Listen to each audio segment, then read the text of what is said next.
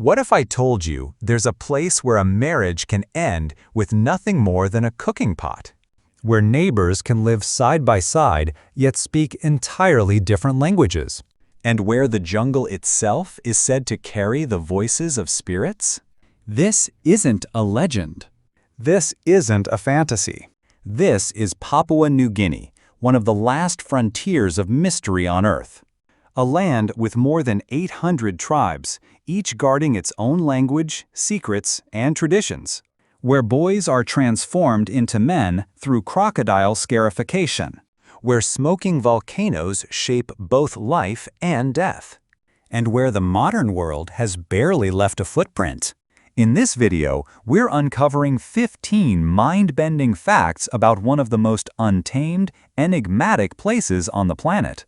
Buckle up, because we're stepping off the edge of the map and into a world that time itself forgot. Number 15. The Last Untouched Paradise. Tucked away just north of Australia, Papua New Guinea is often called Earth's last ecological frontier. It's about the size of California, roughly 178,000 square miles, but its rugged terrain is nearly impenetrable. Over 85% of the land is covered in dense rainforests and mountainous landscapes. Amazingly, only 3% of the population lives in cities. The rest? Scattered across isolated villages, many of which are still unreachable by road. Despite making up less than 1% of the Earth's land area, Papua New Guinea is home to nearly 7% of all known animal species, many of which can't be found anywhere else. And here's the kicker. Many Papuans carry traces of Denisovan DNA, an extinct human species that vanished over 30,000 years ago. That's right, people here still carry the legacy of a mysterious ancestor long gone from the rest of the world. Number 14. The Women Who Shape the Land. In Papua New Guinea, women aren't just part of society, they're the beating heart of it. With radiant smiles, dark skin, and naturally curly hair, these women are farmers, artisans, leaders, and linguists, often speaking 3 to 5 languages just to navigate daily village life. On Trebiandan Island, society is matrilineal. Land and property are passed down through the mother's line, and children belong to the mother's clan. It's women who own the land, make key decisions, and preserve cultural traditions. Marriage? It's not what you'd expect. In many regions, if a woman chooses a partner, she'll visit his house at night. If she stays until morning and shares breakfast with him, it's considered a formal union. No need for a ceremony or family approval. And if she chooses to leave, she takes her children and a cooking pot. That pot isn't just for boiling water. It's a quiet but powerful symbol of freedom and independence. Number 13. The Tree Kangaroo, Jungle Acrobat. High in the treetops of Papua New Guinea lives one of the most enchanting creatures on the planet, the tree kangaroo. Unlike their hopping Australian cousins, these furry monks of the forest are slow, thoughtful climbers, perfectly adapted to life in the canopy. With huge feet, hook-like claws, and a long balancing tail, they can leap from 60-foot-high branches without injury. But on the ground, they're hilariously awkward, often stumbling during short hops like someone jogging in oversized flip-flops. Covered in golden and reddish fur, with wide eyes and gentle movements, tree kangaroos seem like animals out of a storybook. They'll lick their paws, scratch their heads, and curl up like sleepy woodland spirits. Rare, precious, and unforgettable. Number 12. The Asaro Mudmen, Ghosts from the Jungle. In the misty highlands of Papua New Guinea, deep in the jungles around the village of Gulka, lives one of the most hauntingly beautiful traditions on Earth, the Asaro Mudmen. These mysterious tribesmen are known for their eerie, oversized mud masks, complete with twisted mouths and sharp horns, making them look like spirits risen from the earth. According to legend, centuries ago, Asaro warriors smeared themselves in white clay and crept out of the mud to escape enemies. But when the enemies saw these ghostly figures emerge, they fled in terror, believing they were witnessing supernatural beings. Thus, the tradition of the mudmen was born. To this day, the Asaro people perform ritual dances, hunched and slow-moving like ancient spirits crawling from the underworld. Their every movement is designed to mesmerize and intimidate. The person who crafts the most frightening and unique mask is celebrated by the tribe as a master artist. It's more than just performance, it's cultural heritage preserved through clay and fear. Visitors can witness the Asaro Mudmen at the famous Mount Hagen Cultural Show or by visiting Galka Village, but never go alone. A local guide is essential, not just for safety, but for respect. They'll help you navigate tribal customs, avoid taboos, and ensure your presence is welcomed, not intrusive. Number 11. Pigs more valuable than gold. In Papua New Guinea, pigs are more than livestock. They're currency, status symbols, and beloved family members. Forget money or real estate. In many Papuan cultures, a person's wealth is measured by how many pigs they own. From bride prices and peace offerings to funerals and initiation rites, pigs are central to almost every major event. If a man wants to marry, he needs to offer pigs. If a dispute needs to be settled, present a pig. Even the unexpected death of a pig can trigger a mourning ceremony as elaborate as one held for a human. And the bond between people and pigs goes far deeper than economics. Many pigs are raised inside the home, sleep beside their owners, and are even given names like Big Mama or Bossy. During festivals, pigs are dressed in flower skirts and paraded like honored guests. Boys learn to care for pigs from an early age. It's a skill as essential as farming or fishing. In fact, a boy's ability to raise strong, healthy pigs is often seen as a sign he's ready for manhood. Number 10. A king in the jungle, the royal head of state. In a land where villagers wear feathered headdressers, hunt with spears, and paddle dugout canoes, the official head of state is King Charles III, residing nearly 9,000 miles away in Buckingham Palace. Yes, you heard that right. Though King Charles III has never set foot in Papua New Guinea, he is legally recognized as the king of this country, alongside his other realms and territories. His full title? His Majesty Charles III, King of Papua New Guinea and of his other realms and territories. Yet, this royal connection isn't just symbolic. During the king's coronation, many tribes celebrated in true Melanesian fashion, painting their faces with red clay, dancing in traditional costumes, and singing in honor of the monarch they've never met. Still, in day-to-day life, the real authority lies not in London, but in the village. Here, the most respected figure is the village chief, often an elder with the most hunting scars, the deepest memory of past rains, and stories of how the moon shone during the great yam harvest decades ago. For the people of Papua New Guinea, the British monarchy is less about politics and more about fairy tale reverence, a symbol of mystery and tradition in a land that already feels mythical. Number 9. A world of words, the planet's most multilingual nation. Papua New Guinea may have fewer than 9 million people, but it speaks with over 850 different languages, making it the most linguistically diverse country on Earth. That's nearly 12% of the world's total languages in just one country. How is that even possible? For starters, many villages are so isolated they've developed their own entirely distinct languages, even if they're only a few miles apart. Some languages are spoken by as few as 300 people, yet they remain totally independent. Cultural taboos also play a role. In many tribes, the names of the dead and any word that sounds like them must never be spoken again. So instead, villagers invent new words. Over generations, these vocabularies morph, splinter, and evolve. In Papua New Guinea, language isn't just a tool, it's a living, breathing ecosystem. Always shifting, always growing. Number 8. Coffee without a sip, Papua's liquid gold. Hidden high in the mountains at 4,600 feet, Papua New Guinea grows some of the purest, most natural coffee beans on Earth, right up there with Ethiopian and Colombian Arabica.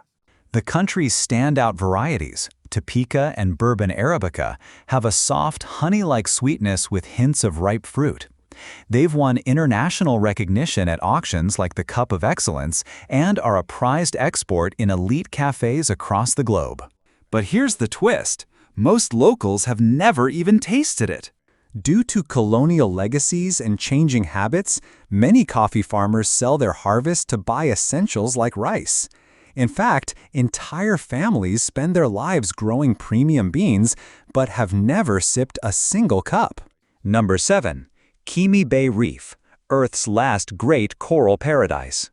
Tucked along the remote coastline of Papua New Guinea lies a treasure few have ever heard of, Kimi Bay, one of the last untouched coral paradises on Earth. Though it's only the size of a small U.S. city, Kimi Bay contains more than 400 coral species, accounting for nearly 70% of all coral types in the world. It's like a living underwater museum, colorful, surreal, and alive with creatures found nowhere else. Here, the water is so crystal clear you can see up to 130 feet below the surface, the height of the Statue of Liberty. This unmatched visibility draws expert divers from all corners of the world. But it's not just the coral that stuns. Beneath the surface lie ghostly World War II shipwrecks, now enveloped in glowing coral and teeming with marine life. Diving here feels like entering a lost dimension, where history and nature collide in the silence of the deep. Number 6. Festival culture, where 800 tribes become one. What happens when over 800 tribes, each with their own language, customs, and costumes, decide to throw a celebration? Papua New Guinea becomes the world's wildest cultural stage. At the heart of it all is the Goroka Show, PNG's largest cultural festival. Every year in September, over 100 tribes descend from the highlands dressed in bird-of-paradise feathers, red clay face paint, seashell jewelry, and headdresses made from leaves and bone. It's not fashion. It's identity, history, and pride, worn like a badge of honor. The air pulses with the sound of tribal drums and ancient chants echoing across the valley as dancers move in sync with the rhythm of their ancestors. It's like a prehistoric opera set in Technicolor. Then comes the Mount Hagen Cultural Show with its fierce warrior dances and battle reenactments. Each stomp of the foot speaks of bloodlines, victories, and legends passed down through firelight stories. Number 5. Life in Port Moresby, a city between two worlds. Welcome to Port Moresby, a capital unlike any other. Just 15 miles from remote jungle villages, Port Moresby blends skyscrapers with stilt houses, glass offices with ancestral firelight. You might expect paved sidewalks, busy crosswalks, and well-dressed professionals, but here there aren't even sidewalks. People walk directly on the roads, barefoot, right beside minibuses known as PMVs, winding through mountains and markets. In the heart of the city, vendors sell grilled bananas, dried reef fish, ripe mangoes, and shell jewelry, all laid out under the open sky. A stranger might greet you with a warm smile and a smoky sweet banana on a stick. But at night, the capital transforms. You'll hear the low, rhythmic beat of kundu drums echoing across neighborhoods as families gather by firelight, singing and dancing in tribal rhythms passed down for centuries. Beneath the glow of modern high-rises, the heartbeat of Melanesian culture never stops. And just 15 miles from the central business district? You'll find villages with no electricity, stilt houses above swamps, and elders telling stories in languages that aren't written anywhere. Ancient rituals, face paints, and ceremonial dances continue as if the modern city doesn't exist. With fewer than 400,000 residents, Port Moresby is more than just a capital. It's a living museum where tradition and modernity walk barefoot together, side by side. Number 4. The Sacred Temple, only for the brave. Hidden deep in the jungle communities lies a place you're not allowed to enter, unless you're ready to prove your courage. This is the House Tumbaran, or Spirit House, the spiritual heart of the Sepik people. With its soaring roof carved with mythical symbols and a fire that burns day and night, it's said to house the spirits of the ancestors. But it's not a home. It's a temple of transformation. Young boys are brought here to be shaped into men, not just through stories and wisdom, but through trials. Under the guidance of the hausman, or the elder leaders, they learn to hunt, survive, and lead with strength and humility. The final test? A rite of passage unlike any other. Number 3. Cost of living and visa. Affordable life on the edge of the world. Thinking about escaping the hustle of the West for something more raw, more real? Papua New Guinea might just be your next great adventure. In 2025, the cost of living here is surprisingly low, especially for Americans. A one-bedroom apartment in the city center rents for about $200 a month. In the suburbs, around $150. Utilities, electricity, water, and gas come to just $40 monthly. Even high-speed internet, 60 megabits or more, costs just $20, though speeds may vary in remote areas. Hungry? A hearty meal at a local eatery costs only $3, while a romantic dinner for two at a mid-range restaurant runs about $20. Public transport is ultra cheap too, $0, 40 cents for a bus ride, or $15 for a full monthly pass. To visit, U.S. citizens need a visa, which you can apply for online as an e-visa or through the nearest Papua New Guinea embassy. Tourist visas typically last 60 days, and your passport must be valid for at least 6 months beyond your stay. With these costs and experiences, would you live here? If yes, comment 1. If no, comment 0 below. Number 2. Flying to the market, boating home. Adventures in daily life. Imagine this. Your morning grocery trip begins with a plane ride. That's everyday life in Papua New Guinea. With over 80% of roads unpaved and many turning into mud pits during the long rainy season, interstate travel is nearly impossible. Instead, villagers rely on small aircraft like Twin Otters and Cessna Caravans to hop between towns. Some airstrips are nothing more than grass fields, where kids play soccer and families gather just to watch the plane land. It's not just transport, it's a community event. Where there's no runway? Pilots drop supplies from the sky using ropes. Everything from medicine and school books to, yes, even live pigs as honored VIP deliveries. And on the water? Many locals canoe or boat for hours just to reach the nearest market, passing through lush mangroves, dolphins, and seabirds. It sounds like a National Geographic documentary, but it's simply a normal day in this wild, water-bound nation. Number 1. Traditional food. A feast of the forest and fire. Food in Papua New Guinea is a celebration of earth, fire, and tradition. The national dish, mumu, is a full sensory feast cooked underground. Layers of pork, sweet potatoes, green bananas, taro, leafy greens, and coconut milk are wrapped in banana leaves, placed on hot stones, and buried for hours. The result?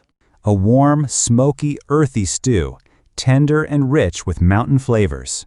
Daily meals center around cow or sweet potatoes, eaten by most locals 2 to 3 times a day, like rice in other parts of the world. Craving something fresh? Try kakakota, raw reef fish marinated in lemon juice and coconut milk. It's creamy, tangy, and refreshing, like a South Pacific twist on ceviche. And no celebration is complete without the roast pig, a symbol of wealth and pride. Cooked whole over bamboo, glazed with pork fat, seasoned with wild herbs and salt, and served like royalty.